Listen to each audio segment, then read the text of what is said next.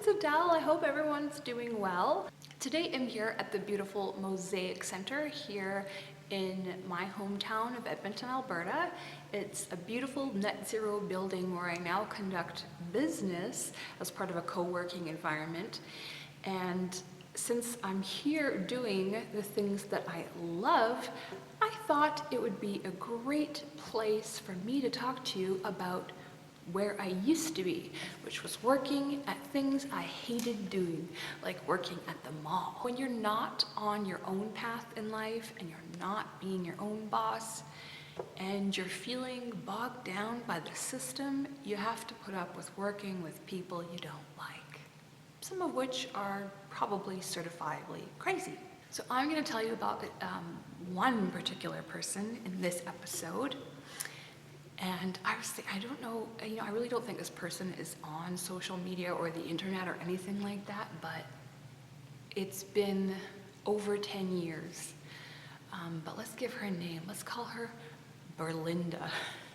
So I had to work full time in my last year of high school, even though I had all advanced placement courses, because in my mind somehow that was going to help me get into college, which was something that I just was gonna do because I didn't know I had any other options. And my mother had kicked me out of the house because her alcoholic boyfriend didn't like me. So I had to work full time to support myself. And I ended up getting a job at this place in the mall. Edmonton is home to the world's largest shopping mall.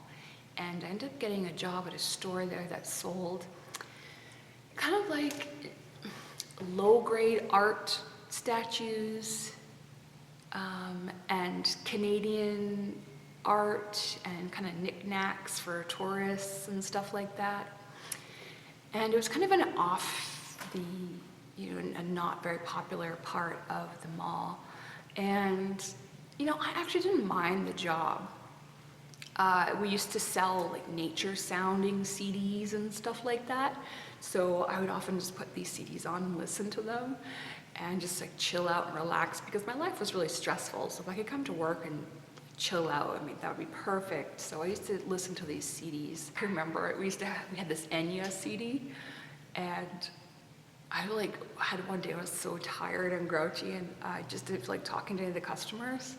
So when they would come in the store, I would crank the Enya CD. And there were these customers that were coming in once, and the Enya song, like the part in the song was swelling, like her voice was swelling to this big crescendo. So as they're walking the store, it was like, ah. I remember the girl going, "Let's get out of here," and they left. So I wasn't a model employee, I'll admit that much, but I was a pretty good worker, and I was dependable and honest and reliable, and I was good at sales. And if I wasn't in a bad mood, I liked talking to people. Anyways, things were going just fine. We had a senior employee who was a really sweet, wonderful woman. She was, at the time, I was 16 or 17 years old. I was probably 17 years old. And she was, I'd say maybe her late 20s. And she was a very, very, very large woman by that point in her life. Looking back, I used to buy junk food for us, or for myself, and I would give it to her. We would eat junk food together and stuff like that. And back then, I never thought that to try and talk to people the way I talk to them now, I didn't have that sense of awareness about anyone, including myself. But I feel a little bit bad about that looking back, and I hope that she's okay. But she was very morbidly obese.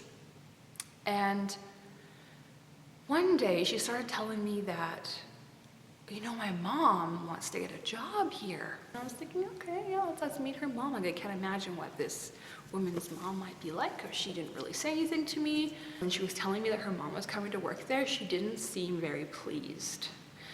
She seemed kind of a little bit bitter about it, but she wasn't really saying anything. So I come into work the next day, and we're standing there, and we hear this commotion out in the hall, and this woman comes into the store stumbling in, and she's got on a mini dress and like maybe 4.5, 5-inch heels, and this blonde hair and this really low-cut dress. And she comes up to the counter and the girl's like, Adele, this is my mom. I was just like, oh, okay. From the start, this woman was very weird. She seemed really insecure. She was really, really chatty and always telling me about how rich her husband was, and that she wakes up every day and looks out the window and she can see, you know, birds and deer frolicking outside her window, and her husband just gets her whatever she wants, and she only took this job because she was bored and lonely, and this is how things were starting. And she's telling this all to me, you know, a 17-year-old kid trying really hard to impress me and justify herself. I don't know why. Well, I do know why now, but it was very odd. When customers would come in, she would flirt and fawn and be all over them if it was a man. And there was even male and female, like a wife would come in with her husband and she'd be like, oh, like flirt with the husband. Really, really over the top. You could tell she was used to having been very attractive in her youth, and it was so awkward. She would come in with these 5-inch heels on, and I would say, your feet are gonna get sore, and she would take them off and show me, oh no, it's Calvin Klein. These are Calvin Klein shoes. They're such good quality, your feet don't get sore. And then an hour later, she's asking me for help, and she's going and sitting in the back and taking her shoes off. Things started getting really weird when my manager, who I always really got along with and who really trusted me, started treating me a little bit differently, and I had no idea why. Finally, one day, she sits me down and she says, you know, I didn't want to have this conversation, but Berlinda told me that you keep stealing her sales. And at this point, I was just so shocked, because I noticed that she wanted to get every single sale that came into the store, every single person that was buying something. If she was helping someone and someone else came in the store and I was helping them and they were buying something, she was looking at the corner of her eye and she would try to get away so she could go get that customer too. Like, she was obsessed with getting the credit for all of the sales in the store. And I just, you know, and if I got a good sale, you know, we had some of these statues, some of them were like, you know, $400, $600, $700. If I ever got a sale like that, that she didn't even talk to the person, she'd be mad and she'd sulk. And apparently she would then go tell the manager that that was her sale and I stole it. So when I found out she was lying to the manager, I mean, I was like, oh great, like, this woman's got it out for me or some other thing, I don't know, it sucked. And then this was the final straw, because this woman had it out for me and she was trying to just mess with me. I used to have to close the store at night, and you have to bring everything in, all the merchandise. And we had these jackets that we used to sell, and I think they had like wolves and buffaloes and stuff on the back. But sometimes people would put the mannequin with that on it around the corner. So if you're closing the store, you couldn't see the mannequin had been out there around the corner unless you went and checked. And on one particular night, I forgot. I forgot to check. The next day, I come in and she was there before me.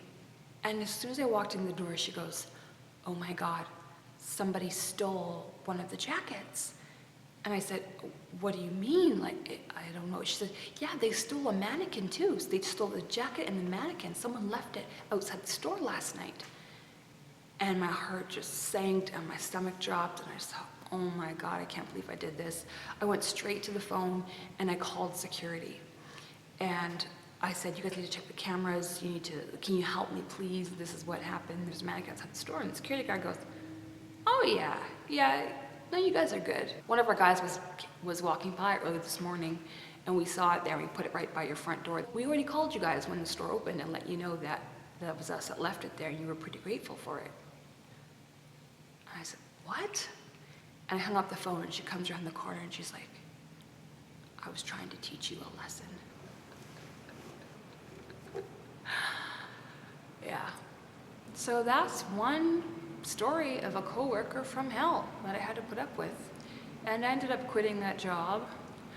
I'm trying to think what I ended up doing instead. I think I started working full-time. Yeah, I started working full-time in the beauty department at a drugstore. And so I quit that job the manager was sad to see me go. She was starting to see, you know, this woman's lies and weirdness and strange behaviors started unraveling. I wanted to tell this story because it's entertaining, it's kind of funny, but I know a lot of you out there who send me messages and emails are working in retail, and when you're in that environment, it feels so stifling and life-sucking, and it's really hard to be able to break out from it. And it's really, really hard to be able to find out who you are and to access your gifts and talents when your mind is being occupied 8 hours a day by loud blaring music and by worrying about whatever you have to do at work and try to interact with customers and stuff like that. You really don't get an opportunity to become who you really are and to offer what you really have to the world. So I really want anyone who's watching this and frustrated with their retail job to really consider that you need to find a different way for yourself to get some space, to get a space of more than 1 week, of more than 2 weeks, where you can just really start to connect with who you are. I've got a great link below this video of alternatives you can do to help get some space in your life when you're still concerned about money. I've got some opportunities below for you and a link below from Alexandra Franzen. She's a great writer and blogger. And for those of you who still are in the mind frame that you can't get out, you can't do anything, start trying to use your off time wisely. I used to read self-help books on my breaks. I used to really get isolated and get some quiet time for myself. I would sit in my car on breaks and I'd do meditations. I'd listen to inspiring CDs and audios, and I would start thinking about and planning my life outside of retail. And that's what I'd recommend for anyone. I do have some courses and information coming up that's gonna help you be able to start a business for yourself online where you don't have to work with anyone who you don't like. And if you become an expert at anything, you can do like I have and start teaching it and working with people. I used to complain about how hard I would work at retail only to be making just above minimum wage. Now I make hundreds of dollars an hour helping people that I like. And it's not even about the money anymore. The money comes with the amount of value you're giving to the world. And I know it's inside all of you. Each and every one of you have some kind of value that you can turn into a living for yourself where you're not suffering every day. Thanks so much for watching, and I will see you again soon. Bye.